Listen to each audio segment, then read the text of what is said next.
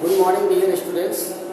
आज का टॉपिक आपका जो होगा वो इंग्लिश ग्रामर में प्रेजेंट परफेक्ट कंटिन्यूअस टेंस का इंटेरोगेटिव सेंटेंस होगा, जिसमें आप पहले पढ़ चुके होंगे। सहायक क्रिया हैज बीन और इसके साथ वर्ब की फर्स्ट फॉर्म में आईएनजी का यूज करते हैं, तथा समय के पहले सिंस या फॉर का यूज करते हैं। सिंस का यूज निश्चित समय के लिए और फॉर का यूज हम अनिश्चित समय के लिए करते हैं। तो देखें डियर स्टूडेंट्स, आज के टॉपिक में यहाँ प्रेजेंट परफेक्ट कंटीन्यूअस टेंस जो कार्य हमारा शुरू होता है यानी जारी रहता है, वो भी प्रेजेंट टाइम में यानी वर्तमान समय में। और यहाँ पर इंटेरोगेटिव सेंटेंस आप पढ़ेंगे।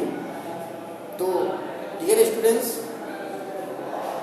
जब सेंटेंस में हम इंटेरोगेटिव सेंटेंस में देखते हैं तो टू टाइप्स के हमारे इंटेरोगेटिव सेंटेंस होते हैं। एक होता है जो हेल्पिंग वर्ब से शुरू होते हैं और दूसरे बेस सेंटेंस जो हमारे क्वेश्चन वर्ड से शुरू होते हैं यानी WH फैमिली से शुरू होते हैं।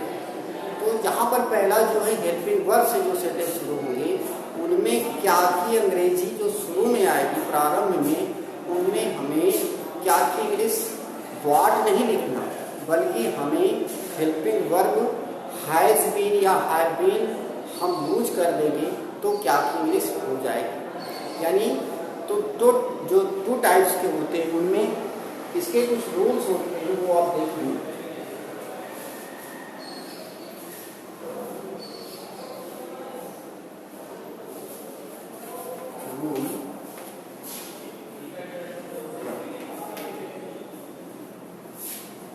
यदि वाक्य के शुरू में क्या आता है तो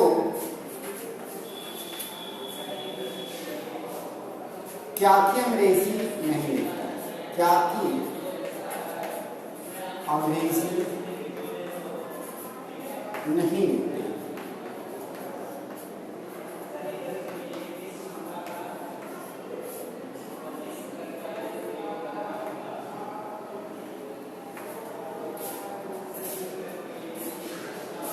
नंबर दूसरा,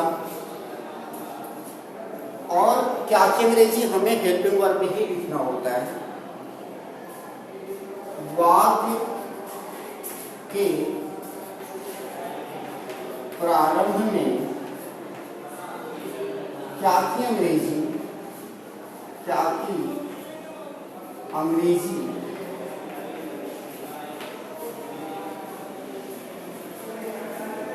सहायक क्रिया has been has plus subject plus been तथा have plus subject plus been plus verb में आईएनजी का यूज करते हैं, आईएनजी का प्रयोग करते हैं।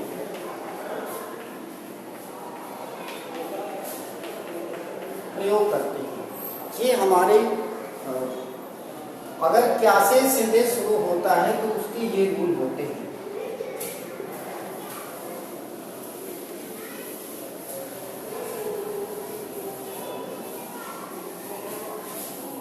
अगर सेंटेंस हमारा WH फैमिली से प्रारंभ होता है उसका रूल, यदि वाक्य में प्रश्नवाचक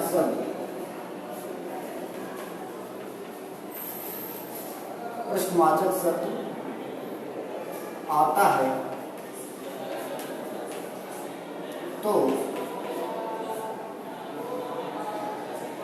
प्रश्नवाचक शब्द यानी क्वेश्चन वर्ड की अंग्रेजी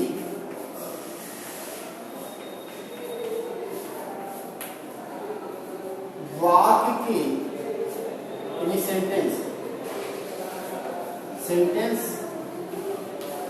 के शुरू में लिखते हैं,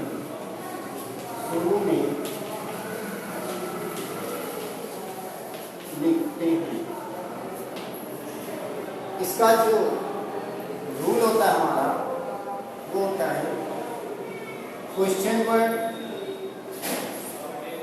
प्लस हैज प्लस सब्जेक्ट या हैव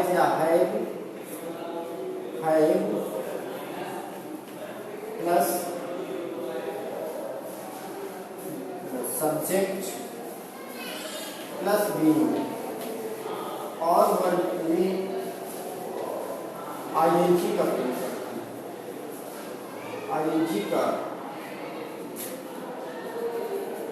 प्रयोग करते हैं।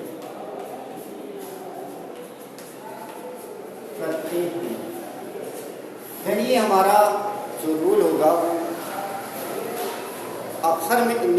इंटेरोगेटिव सेंटेंस में हम जो दो तरह से करेंगे वो हम ये रूल में जो है एक तो हेल्पिंग वर्ब से और एक क्वेश्चन वर्ड से जो प्रारंभ करते हैं।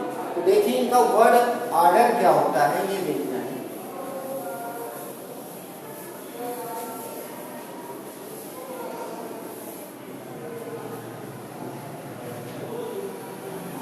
जब हम अनुवाद करते हैं इनका एक वर्ड ऑर्डर होता है, क्रम, वर्ड ऑर्डर यानी सेंटेंस करने का एक जो क्रम होता है वो क्या होता है। तो देखिए पहला जो क्रम होता है वो होता है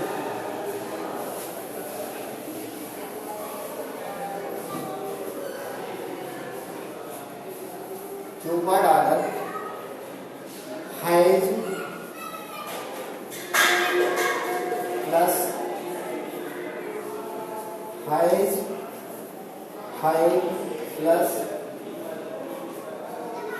subject plus being plus verb में आईएनजी फॉर्म प्लस ऑब्जेक्ट और plus since for plus time और क्वेश्चन मार्क लगा। ये हमारा जो वर्ड का क्रम होगा, जो सेंटेंस हमारा जो शब्दों का क्रम होगा वो हैज या have plus subject plus being और वर्ब में आईएनजी प्लस ऑब्जेक्ट और समय के पहले हम सिंस तथा फॉर का प्रयोग करते हैं। तो यहाँ पर डियर स्टूडेंट्स देखिए कि ये हमारा क्या से प्रारंभ होने वाले सेंटेंस हैं। अब जरा देखिए कि जो क्वेश्चन वर्ड से प्रारंभ होते हैं या क्वेश्चन वर्ड बीच में भी आ सकते हैं तो उनकी इंग्लिश हम कैसे लिखते हैं। देखिए यहाँ पर उनका क्रम होगा क्वेश्चन वर्ड यानी प्रश्नवाचक शब्द प्लस हैव या have plus subject plus verb में फर्स्ट फॉर्म में आईएनजी का यूज करेंगे, में आईएनजी प्लस ऑब्जेक्ट लिखेंगे और प्लस सिंस या फॉर का प्रयोग करेंगे प्लस टाइम। और याद रहे कि क्वेश्चन मार्क लगाना ना भूलें। अगर आप क्वेश्चन मार्क नहीं लगाते इंटरोगेटिव सेंटेंस में तो ये मान लीजिए कि वो हमारा सेंटेंस इंटरोगेटिव सेंटेंस के अंतर्गत नहीं आएगा। इसलिए इन सेंटेंसों में हमें क्वेश्चन मार्क लगाना अति आवश्यक होता है। तो यहाँ डियर स्टूडेंट्स देखेंगे एग्जाम्पल के माध्यम से हम आपको क्लियर कर पाएंगे कि एग्जाम्पल के माध्यम से कि इसमें कैसे हम इसका वर्ड क्रम या कैसे हम ट्रांसलेट करते हैं। तो देखें क्या हुआ है 1900, देखिए यहाँ पर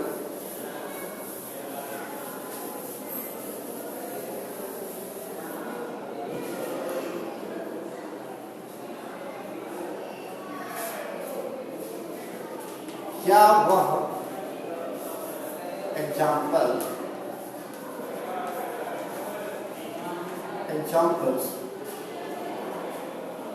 क्या वह इस मकान में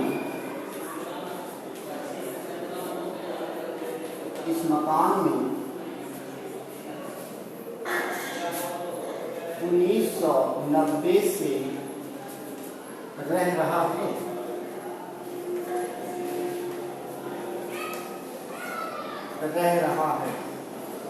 तो डियर स्टूडेंट, देखिए कि क्या से प्रारंभ होने वाले में हम क्या की इंग्लिश हेल्पिंग वर्ब लिखते हैं, जैसे अभी मैंने बताया आपको। तो हेल्पिंग वर्ब अभी आप पढ़ रहे होंगे कि हैव बीन और हैव बीन, हैव बीन और हैव बीन, हैव बीन, ये हेल्पिंग वर्ब हमारी है। यहाँ हमें क्योंकि सब्जेक्ट के अनुसार हमें हैज और हैव का यूज करना है। तो क्या हुआ इस मकान में? वह कौन, ये जेंडर में आपको पढ़ना होगा कि वह, ये ही प्रयोग होगा किसी, ही के हम किसी पुरुष के लिए, जेंट्स के लिए ही लिखते हैं, वह एक इंग्लिश, और किसी फेमिनिन यानी किसी महिला वर्ग के लिए हम एक वचन में सी का यूज करते हैं। तो रह रहा है इसका मतलब पुल्लिंग है, तो ही के अकॉर्डिंग हम यहाँ पर क्या इंग्लिश लिखेंगे? हैज ही बीन, फिर लिखेंगे हम वर्ब, रह रहा है लिविंग। कहाँ रह रहा है? इस मकान में, in this house, in this house. और कब से रह रहा है? टाइम देखें 1990 से। और निश्चित समय के लिए हमें जो तारीख होती है या दिन का नाम होता है, तो उसके पहले हमें सिंस का यूज करना होता है। तो सिंस 1990 और क्वेश्चन मार्क अवश्य लगाएंगे, अन्यथा ये सेंटेंस हमारा इंटरोगेटिव सेंटेंस नहीं होगा। अगला एग्जाम्पल देखेंगे।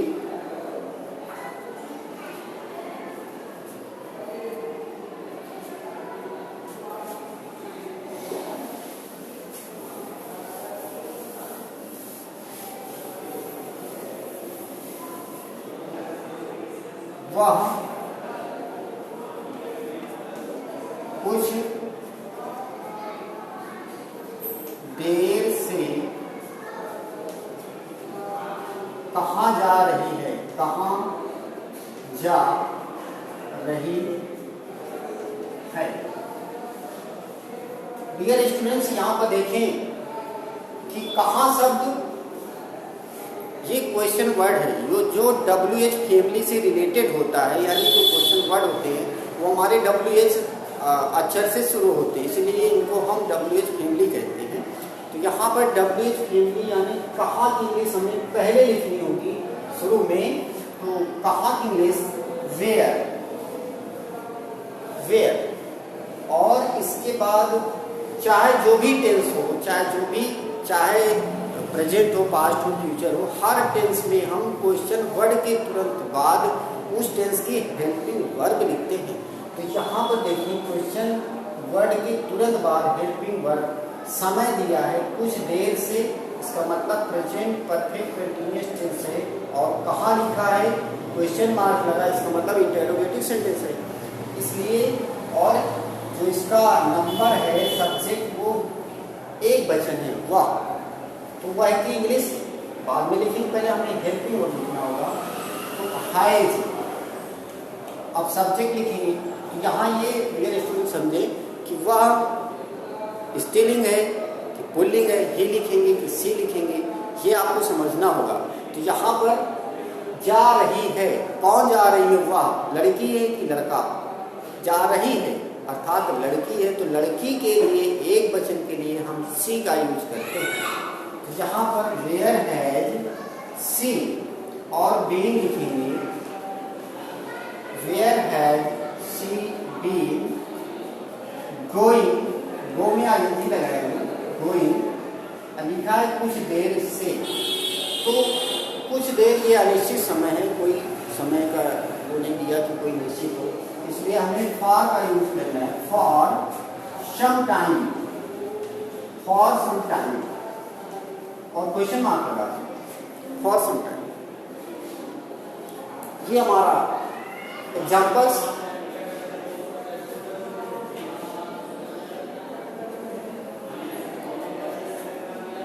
अगला देखिए,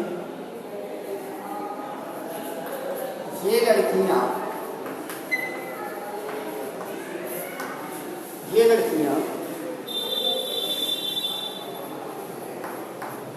5 मिनट से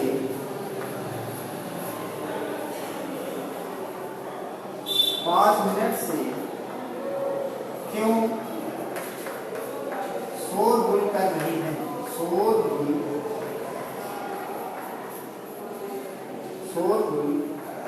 नहीं कर रही है, नहीं कर रही है।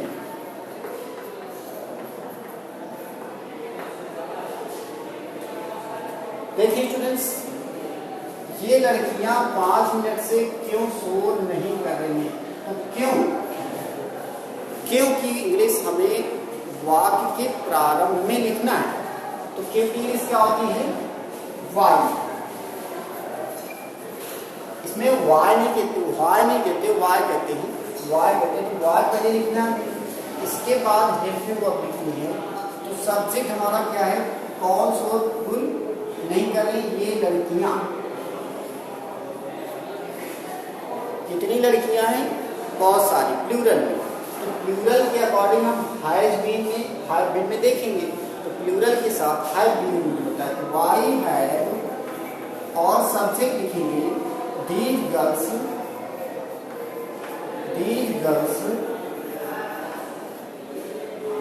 फिर बीन लिखेंगे, क्योंकि यहाँ नॉट लिखा है तो नॉट को भी इसके साथ लिखना होगा, नॉट बीन, और शोर मचाना क्योंकि मेकिंग ए नॉइज 5 मिनट से, समय को लास्ट में लिखते हैं हम सिंस फॉर का यूज करके, तो 5 मिनट ये हमारा निश्चित समय नहीं है, क्योंकि हम बहुत सारे मिनट कह सकते हैं, 5 minute, 10 minute, 20, 50 minute, 100 minute, 500 minute, क्योंकि कोई निश्चित संख्या नहीं होती है। तो हम यहाँ पर मिनट के लिए फॉर 5